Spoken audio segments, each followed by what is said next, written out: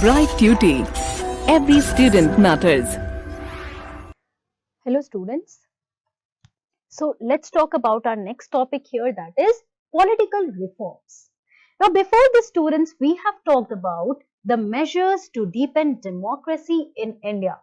Now in that point, we have learned about various key factors there, such as education or educating people. Then we talked about legal literacy. Then we have talked about fundamental rights, correct? So these were some of the important points that we have covered, right? Now throughout this chapter students, you have heard the term that is challenges, right? And in the beginning of this chapter only, you have learnt about the various challenges faced by democratic countries, right? 4 challenges that we have mainly learnt about there.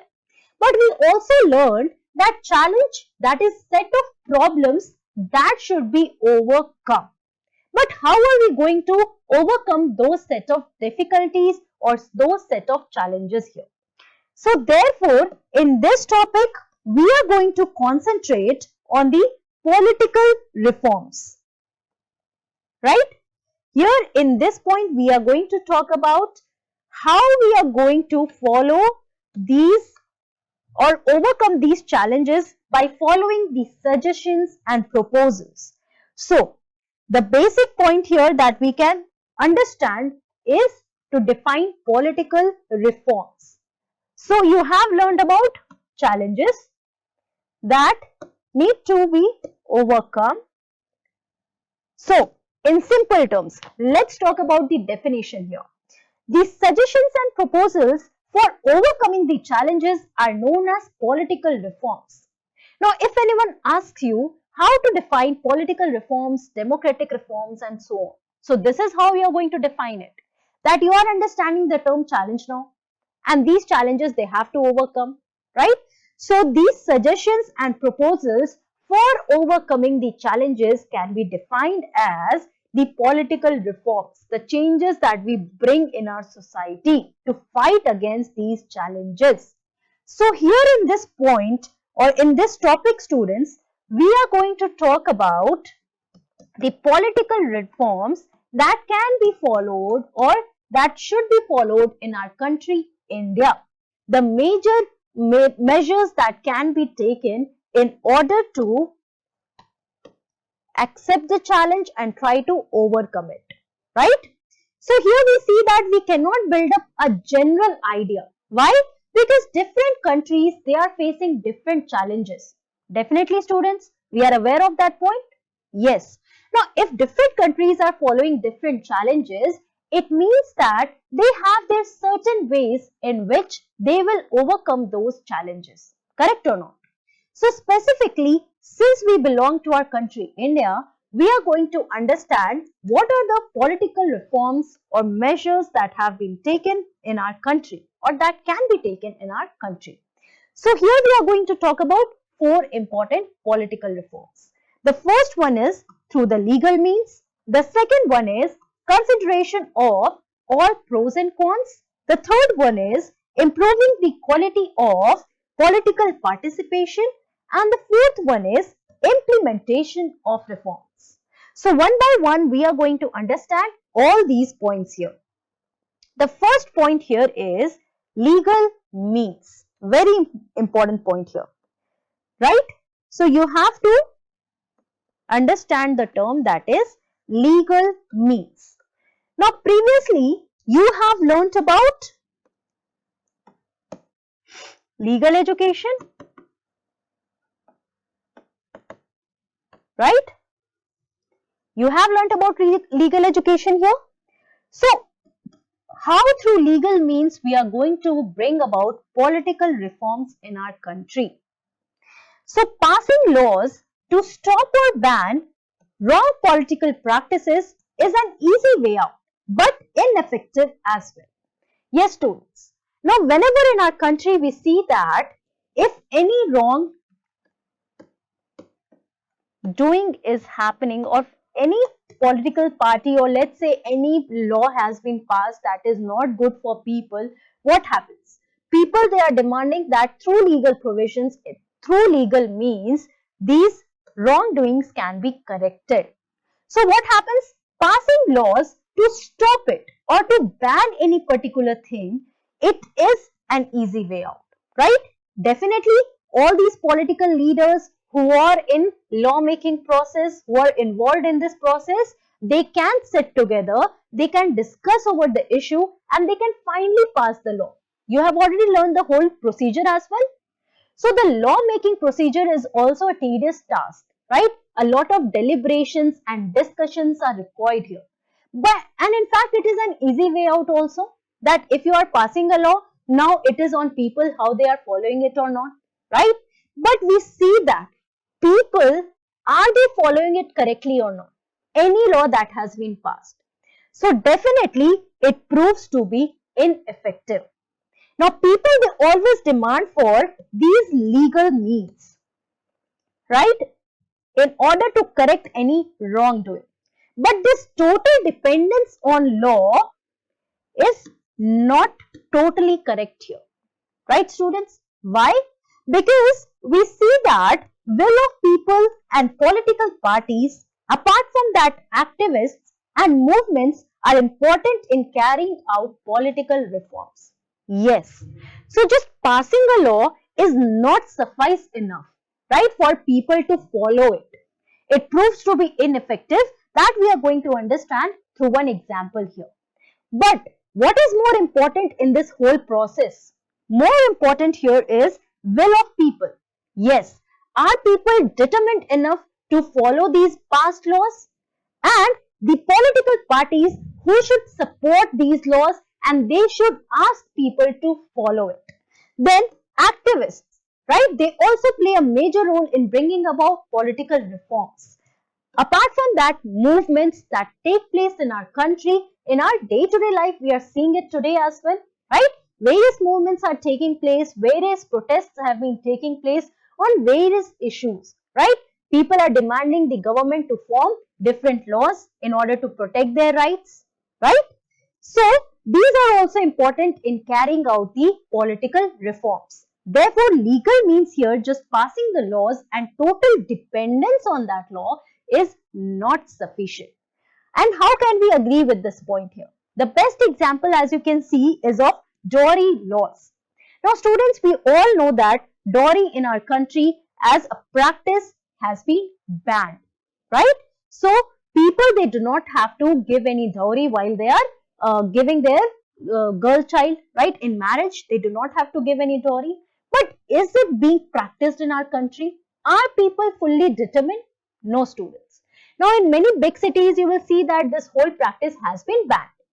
But there are many villages, very rural background areas where we still see that the practice is prevalent there, right? People are demanding money, right, in marriage when the exchange takes place. So this social and evil practice here is banned, but still people have not stopped following it, right? And also we see the discrimination that is happening towards women in this dowry, right? Many honor killings are taking place in our country. So when you look at the data, you will see that it has not been banned completely, or people, though it has been banned, but people, they are still following these dowry practices.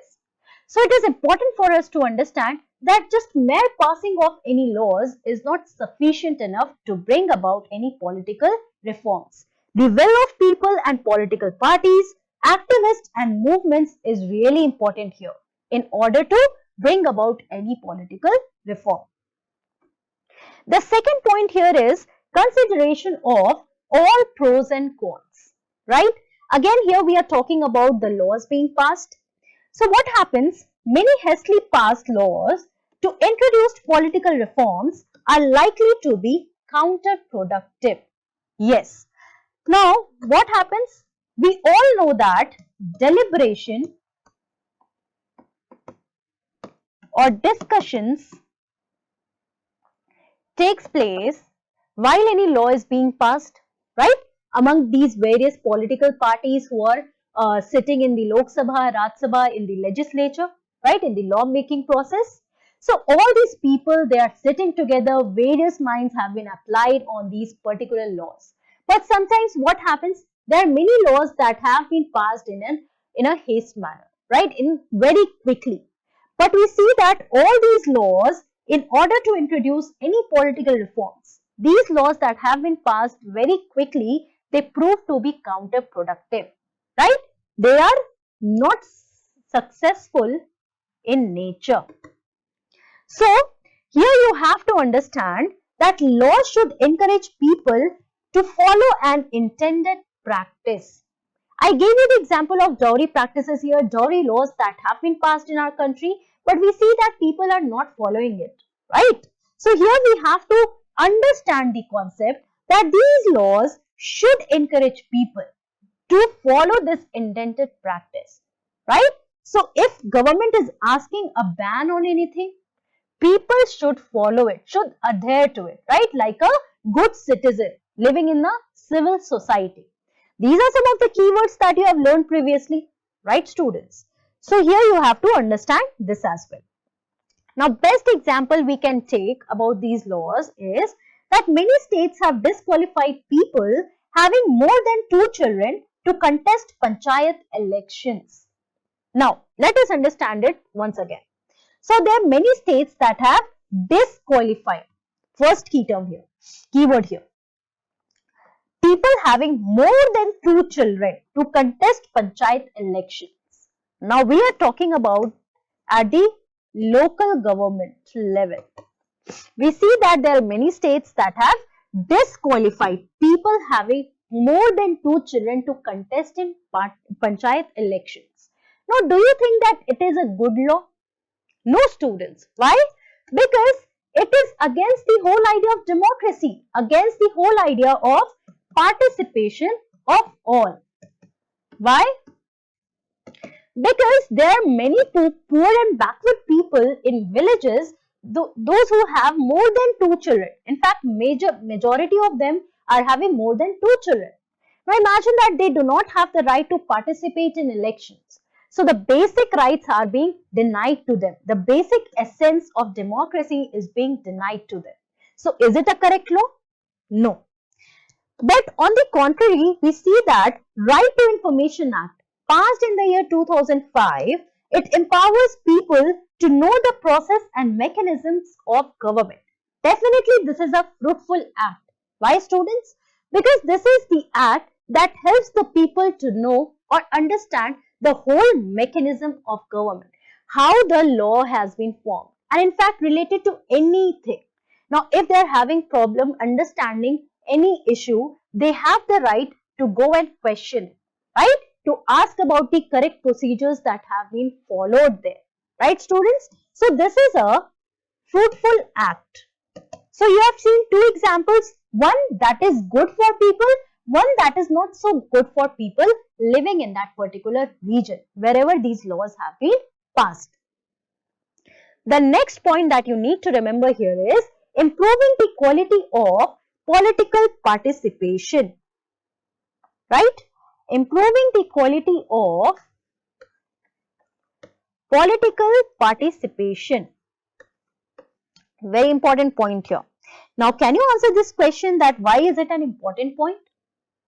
It is an important point because it defines the very essence of democracy, the term that I have been using time and again here. Right, students? So, when we are talking about political participation, it means that we are talking about strengthening democracy at the grassroots level, right? So, democratic reforms can be assured through political practice. Assured here in simple terms, it means guided through political practice. Now, democratic practice must be strengthened to bring about political reforms. Here, the emphasis should be on what? The emphasis should be on political practice, democratic practice. It should be strengthened. And how it can be strengthened? The basic idea is increasing the participation, the public participation, right? Quite important. You have already learned this point earlier as well. You have to remember 2 points here: political practice, democratic reforms that can be guided through this political practice, and this democratic practice, it must be strengthened, right? Only when people are politically aware, they are participating, then only political reforms can be brought about in our country. Last but not the least, the most important point here is the implementation of reforms. Very important point here. Implementation of reforms. Now, when we are talking about political reforms, we have understood certain criteria here. Now, how are these reforms going to be implemented and who is going to implement them? There are two basic questions that needs to be answered here. Who will implement and how will it be implemented? Now, certainly students, political parties, they are going to act against the laws that is going to act against them, right? They are not going to pass the laws that would not be fruitful for them, right? The MLAs, MPs who are involved in the law making procedure. So, in whose hands it should be given, or who should see that how it is being implemented? So, mass media, democratic movements, citizens organizations are most likely to succeed if they come forward for political reforms. These are some of the points that we have already learned. Yes. So, mass media shaping public opinion, democratic movements making people aware of these laws and how it is going to help them or not. Citizens organizations, as we see today, many organizations have been formed fighting for their rights. They are most likely to succeed. Why and when? When they are coming forward for political reforms, right? This is how the reforms they can be implemented successfully. That is more important here. So these are the 4 political reforms that you have understood here, 4 measures. Now coming to the question section here. What are the political reforms or democratic reforms? Have you heard this term? Yes. So you can talk about the provisions or suggestions followed in order to overcome the challenge, right? This is the basic definition that we have learned, right? It can be commonly referred to as the political reforms or democratic reforms. The next question here is, explain which 4 guidelines should be kept in mind while devising ways and means for political reforms in India. You can talk about that we have read about various challenges, and every country they face different challenges and they have their own ways to tackle those challenges. Now, while talking about our country India, there are certain guidelines or measures or political reforms that can be followed. The first is by legal means. You can give various examples that we have learned, right? Then the second point, consideration of all pros and cons that we have learned right now, right? Giving 2 examples here. The first example was that of what? So it was that many states they have disqualified the contestants who are having more than 2 children, right? In contesting panchayat elections. You can mention that and Right to Information Act. Then the third point that you have to keep in mind is improving the quality of political participation. And how can it be done? Through democratic or political practice, right? When people are participating. And the last point that you have to mention here is implementation of reforms. 2 questions have to be answered here. First is who is going to do and how is going to do, right? So you have to explain all these 4 points correctly here. Legal means, consideration of all pros and cons, improving the quality of political participation and implementation of reforms. So this is how you are going to answer this question. Thank you.